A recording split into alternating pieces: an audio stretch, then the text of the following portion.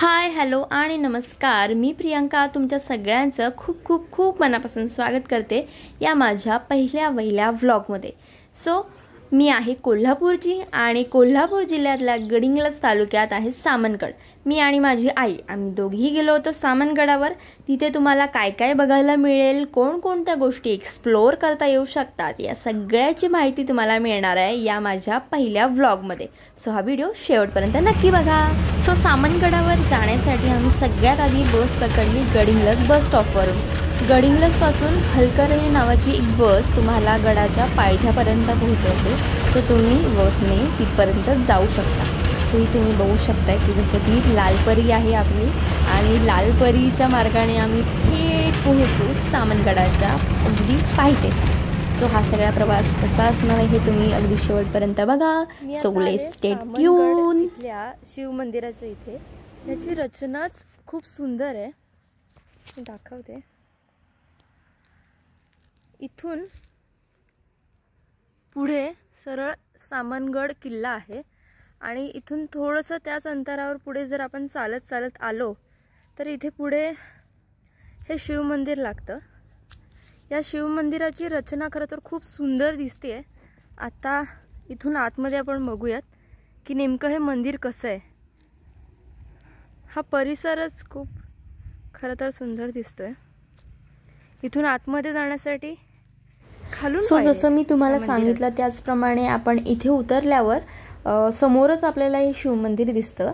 या शिवमंदिराच्या दिशेने जाताना हा पायरी मार्ग दिसतोय. पायरी मार्गही छान आहे आणि आतमध्ये जर तुम्ही बघाल तर अतिशय उत्तम असं केलेलं बांधकाम आणि उत्तम अशी शैली तुम्हाला बघायला मिळेल आणि आजूबाजूची शांतता, शांत परिसर आपल्याला आपलं मन अगदी तृप्त करून जाते. ही छोटीशी कमान दिसते, प्राचीन शिव मंदिर आणि अत्यंत शांत असा गाभारा. बांधकामही अत्यंत सुंदर दिसते. सो तुम्ही जसं का आजूबाजूला बघताय त्याप्रमाणे इथली असलेली ही शांतता गाभाऱ्यातली आणि आजूबाजूला ना तसं तुम्ही बघताय त्याप्रमाणे वेगवेगळी ना शिवलिंग आहेत बघण्यासारखी बरीच आणि माऊलींचंही आतमध्ये देवस्थान आहे. त्यासोबतच समोर असलेलं हे मंदिर आणि आजूबाजूचा हा तिथला गाभाऱ्यातला परिसर आहे. सो ज्याप्रमाणे तुम्ही बघाल ना तर मंदिराच्या आजूबाजूलाही बघण्यासारखा बराच असा सुंदर परिसर आहे. त्यासोबत राम लक्ष्मण हे सुद्धा इथे काही काळ वास्तव्यास होते असं इथे आख्यायिक आहे आणि असं म्हटलं जातं. सो जर ते व्हिज्युअल्स असतील तर तेही मी तुम्हाला पुढे दाखवेनच. आणि त्यासोबत तुम्ही हे आजूबाजूचं सगळं दृश्य बघू शकता. देवीची मूर्ती आहे आणि शिवलिंग आहे, शिवमंदिर आहे.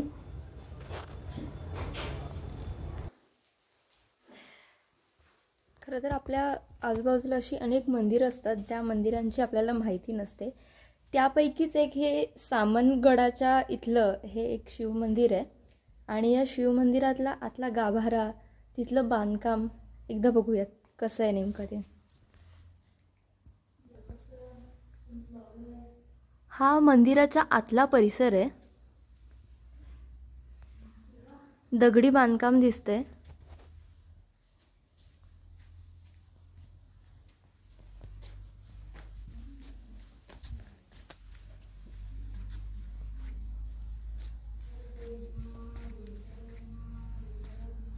प्रत्येक असं हे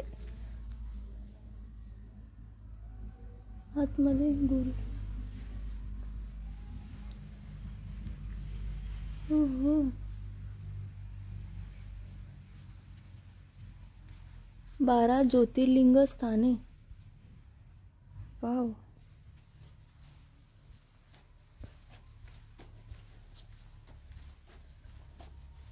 सतीकुंड.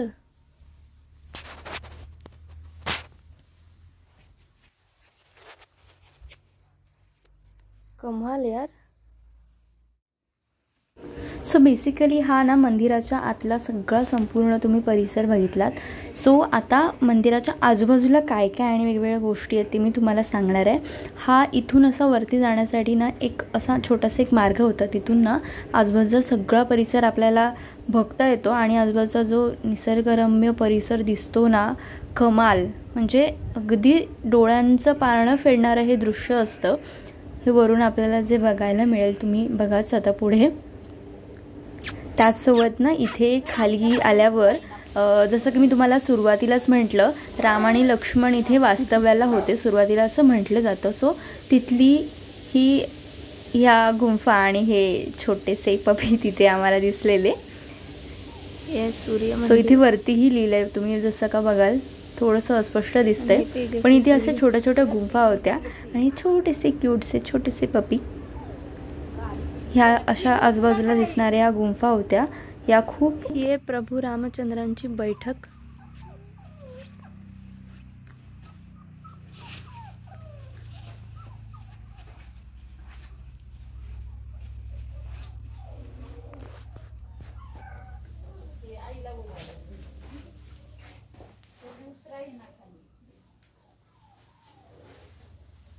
सो यानंतर ना आम्ही गडावर जाण्यासाठी निघालो. आता तुम्ही बघाच माझी मम्मी कशा प्रकारे तुम्हाला माहिती देते.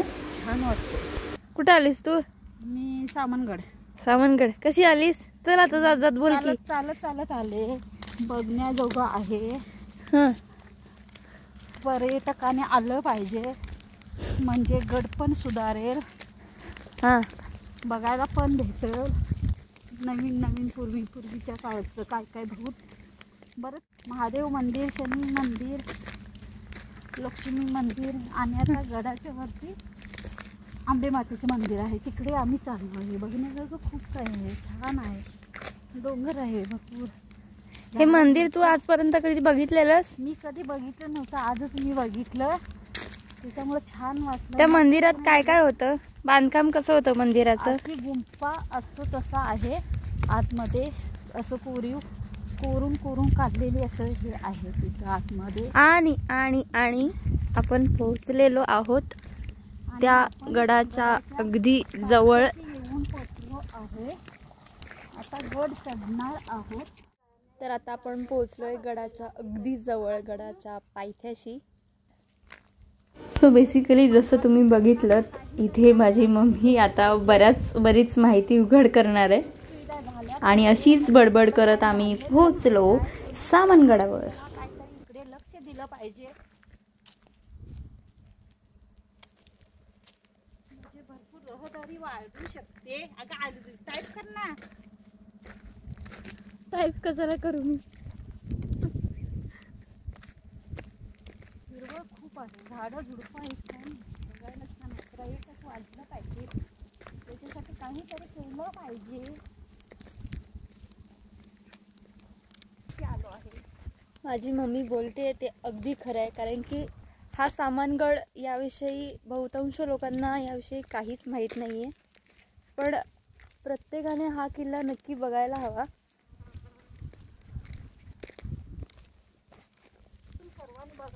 सो अशाच प्रकारे खूप सारी बडबड आणि खूप साऱ्या गप्पा करत आम्ही पोहोचलो सामनगडावर.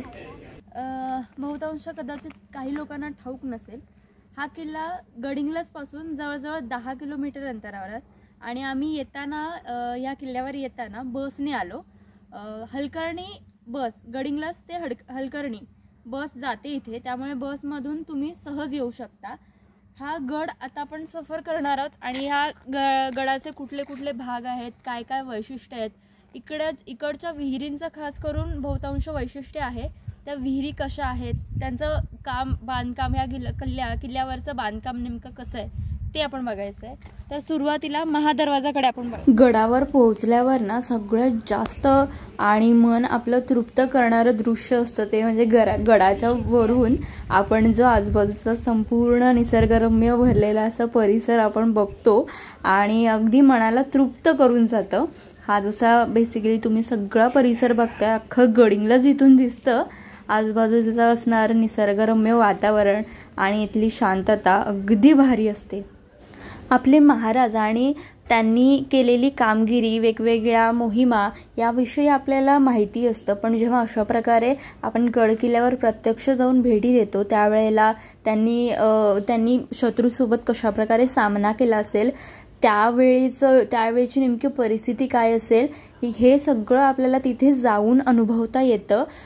तिथला आजूबाजूचा जो परिसर असतो, त्या वास्तू असतात, इतकं सुंदर ते सगळं बांधकाम आणि हा सगळा संपूर्ण ऐतिहासिक ठेवा जो सगळा जपलेला असतो, त्यामुळेच आज आपण हे समृद्ध असे गड किल्ले पाहू शकतो. यामुळे स्वतःला आपण भाग्यवान खरं तर समजतो. हा दरवाजा बघूया. हा दरवाजा इथला आत्ता नवीन काही 1-2 वर्षापूर्वी हा दरवाजा सापडलाय नव्यानं.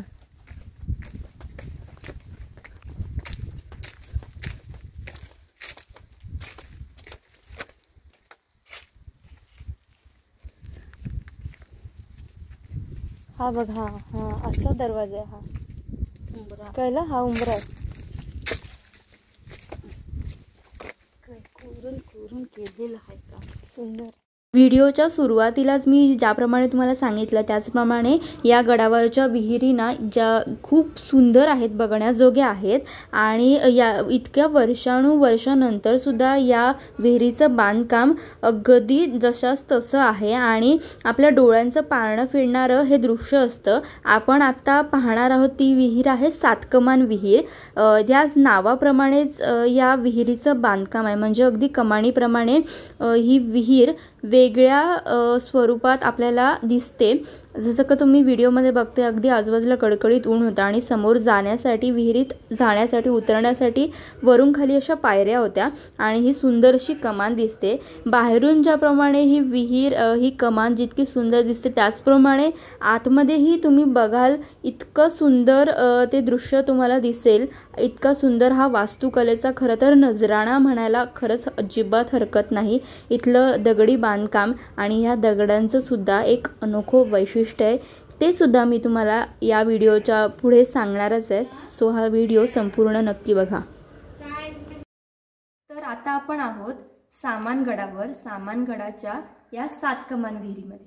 या सातकमान विहिरीचं सगळ्यात जास्त आणि आगळं वेगळं असं वैशिष्ट्य म्हणजे या विहिरीमध्ये या विहिरीच्या बांधकामासाठी वापरण्यात आलेली दगड, जांभा दगडाचा वापर या विहिरीच्या बांधकामासाठी करण्यात आलाय.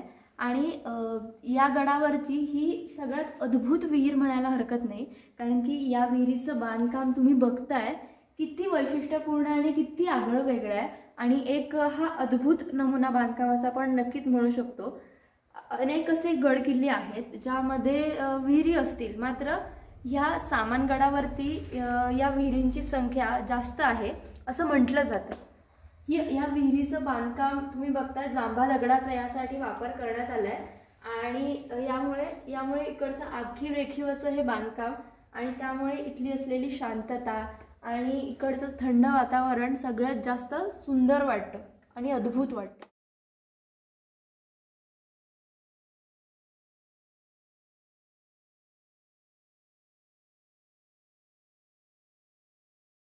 सामानगडावरची आणखी एक विहीर म्हणजे साखर विहीर.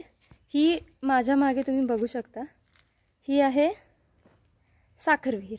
तर ही नेमकी कशी दिसते ते आपण आता बघूया.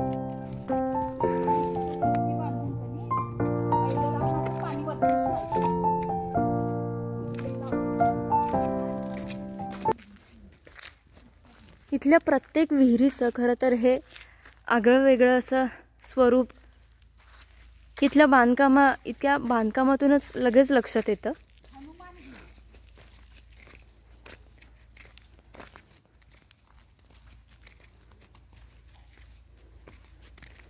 ही हनुमान विहीर आणि ती साखर, ही आहे साखर विहीर.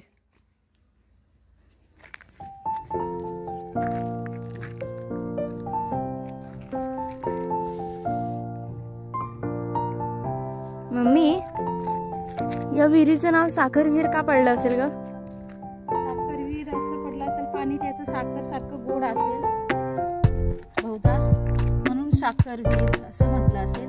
आणि त्या साईडला एक हनुमान विहीर म्हणून आहे, म्हणजे हनुमान आकाराची अशी आहे म्हणून हनुमान विहीर, असं 2 विहीर इथे आहेत. साखर विहीर आणि हनुमान विहीर म्हणजेच आपण जी 7 कमान विहीर पाहिली तीच. आता आपण जातो अंधार कोठडीच्या दिशेने. इथे आजूबाजूच्या परिसरामध्ये अशा अनेक विहिरी होत्या. त्याचप्रमाणे अंधार कोठडीच्या अगदी शेजारी असलेली ही देखील एक अशीच लहानशी विहीर आणि अशा आजूबाजूला अशा अनेक विहिरी होत्या.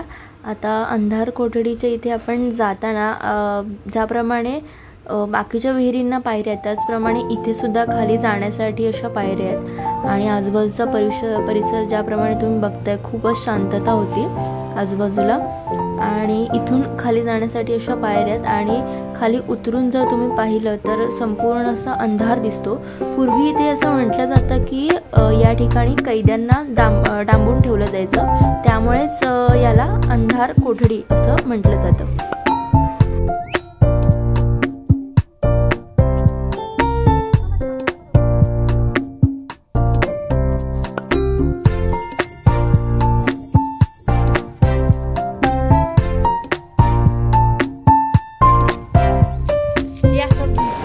यानंतर आम्ही गडावरच्या देवीचं दर्शन घेतलं आणि मग पुढे मार्गस्थ झालो.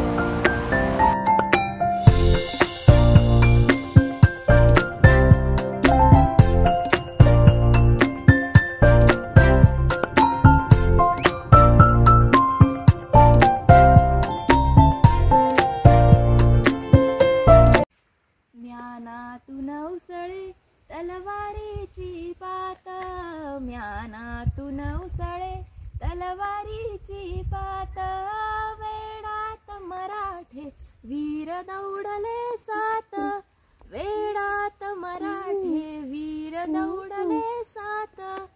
हे अजरामर गाणं आपल्याला सगळ्यांना माहिती आहे.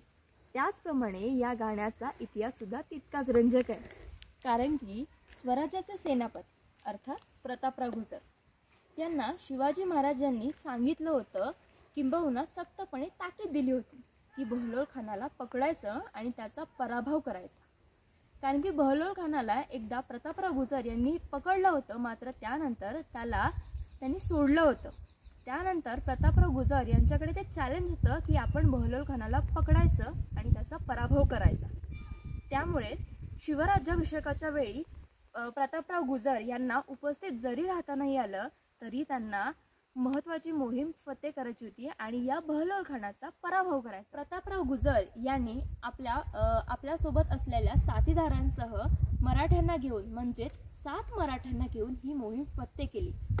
त्यामुळेच हे गाणं. तर आजच्या दिवसभरातली ही संपूर्ण भटकंती तुम्हाला नेमकी कशी वाटली मला कमेंट बॉक्समध्ये नक्की कळवा आणि हा संपूर्ण व्हिडिओ शेवटपर्यंत बघितल्याबद्दल धन्यवाद.